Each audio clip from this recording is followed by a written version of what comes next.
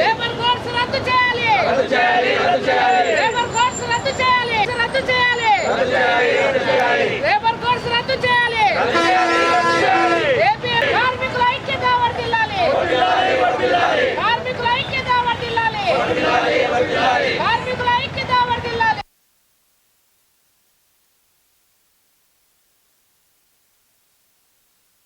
కేంద్ర ప్రభుత్వం కార్మిక సంఘాల వ్యతిరేక విధానాలను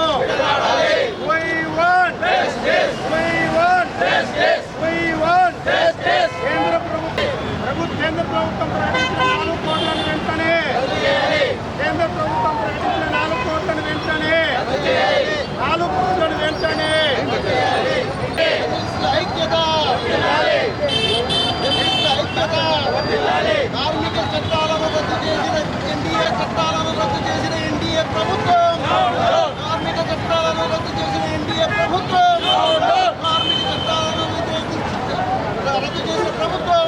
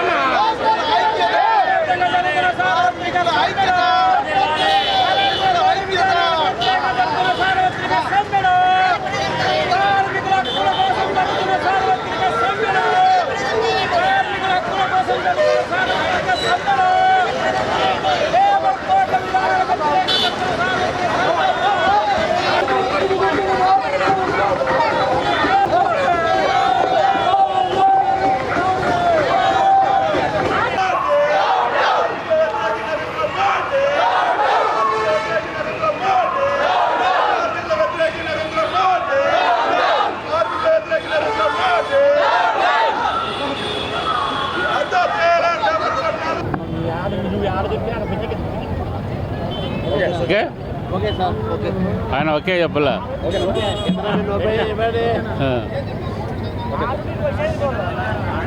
భారతదేశంలో నరేంద్ర మోడీ అధికారంలోకి వచ్చిన తర్వాత ఏ ప్రధానమంత్రి హయాంలో కూడా చేయనన్ని సార్వత్రిక సమ్మెలు చేయాల్సినటువంటి పరిస్థితి కార్మిక వర్గానికి నెట్టబడింది. ఈరోజు నరేంద్ర మోడీ అధికారంలోకి వచ్చినప్పటి నుంచి కూడా కార్మిక వ్యతిరేకగా ముద్ర వేసుకొని పోరాడి సాధించుకున్నటువంటి స్వాతంత్రానికి ముందు స్వాతంత్రం తర్వాత సాధించుకున్నటువంటి 44 రకాల కార్మిక చట్టాలలో 29 చట్టాలను పూర్తిగా రద్దు చేసి 4 కోడ్స్గా విధించి ఈరోజు చట్టాలు అనేటువంటి మాట లేకుండా చేసినటువంటి ఘనత నరేంద్ర మోడీది. ఈరోజు కార్పొరేట్ శక్తులకు ఊడిగం చేసేటువంటి విధానానికి శ్రీకారం చుట్టాడు. పోరాడి సాధించుకున్న 140 సంవత్సరాల కిందట సాధించుకున్నటువంటి 8 గంటల పని విధానం ప్రపంచవ్యాప్తంగా అమలు జరుగుతూ ఉంటే భారతదేశంలో దాన్ని కూడా 10 గంటలు 12 గంటల పని విధానానికి శ్రీకారం చుట్టడం జరిగింది. పిఎఫ్ యాక్ట్లో మార్పు, బోనస్ యాక్ట్లో మార్పు, అదేవిధంగా ఇండస్ట్రియల్ రిలేషన్స్లో యాక్ట్లో మార్పు, సమ్మె చేసే హక్కు లేదు, ఐచ్ఛికము. ఈరోజు ఎప్పుడైనా కానీ ఈరోజు సమ్మె ఫ్యాక్టరీలు మూసుకునేదానికి కూడా అవకాశం కల్పించినటువంటి పరిస్థితి. ఈ పద్ధతిలో కార్పొరేట్ శక్తులకు ఊడిగం చేసేటువంటి పద్ధతిలో కార్పొరేట్ శక్తులే సంపద సృష్టికర్తలైన కార్మికులను అడ్డు విడిచి ఈరోజు కార్పొరేట్ శక్తులకు దాసోహం చేస్తున్నటువంటి పరిస్థితి కొనసాగుతూ ఉన్నది. అదే పద్ధతిలో ఈ భారతదేశంలో స్వాతంత్రం ముందు స్వాతంత్రం తర్వాత సాధించుకున్నటువంటి నవరత్నాల కంపెనీలన్నిటిని కూడా లక్షల లక్షల కోట్లు విలువ చేసేటువంటి ఫ్యాక్టరీలన్నీ కూడా అప్పనంగా అమ్ముతూ ఉన్నాడు. నాల్కో లాంటి సంస్థలు, Hindustan aviation limited, coal authority of India, SAIL authority of India, DRDO, ISRO సైతం ఈరోజు ప్రైవేటు పెట్టుబడులతో నింపుతూ ఉన్నాడు.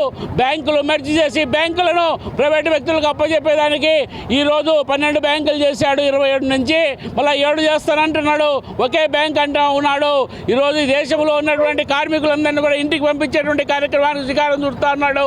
మరోవైపు BSNL ఇంటికి పంపించాడు. అదేవిధంగా ఈరోజు LICని ప్రైవేటు పెట్టుబడులతో నింపుతూ ఉన్నాడు. ప్రభుత్వ రంగ సంస్థలన్నీ కూడా తెగనమ్ముతూ ఉన్నాడు. పోర్టులు అమ్ముతూ ఉన్నాడు, విమానయానాలు అమ్ముతూ ఉన్నాడు, రైళ్లను అమ్ముతూ ఉన్నాడు.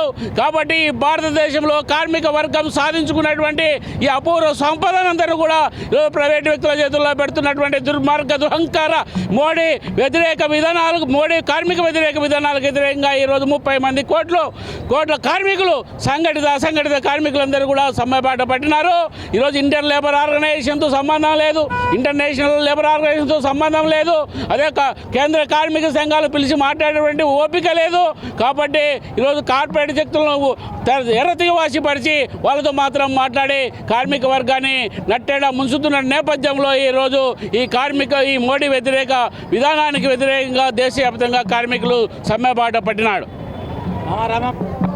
దేశవ్యాప్తంగా 10 కేంద్ర కార్మిక సంఘాలు, 400 స్వతంత్ర ఫెడరేషన్లు పిలుపు మేరకు దేశంలో ఉన్నటువంటి కార్మికుల సమస్యలు పరిష్కరించాలని, బ్రిటిష్ కాలంలో సాధించుకున్నటువంటి కార్మిక హక్కులను 4 లేబర్ కోడ్స్గా మార్చి వాటిని అమలు చేయాలనేటువంటి ఆలోచనతో దేశానికి సంబంధించినటువంటి నరేంద్ర మోడీ గారు ఏప్రిల్ 1వ తేదీ నుండి అమల్లోకి తీసుకొస్తున్నటువంటి సందర్భంలో దేశవ్యాప్తంగా అన్ని కేంద్ర కార్మిక సంఘాలు, స్వతంత్ర ఫెడరేషన్లు కలిసి ఇవాళ సమ్మెకు పిలిపివ్వడం జరిగింది.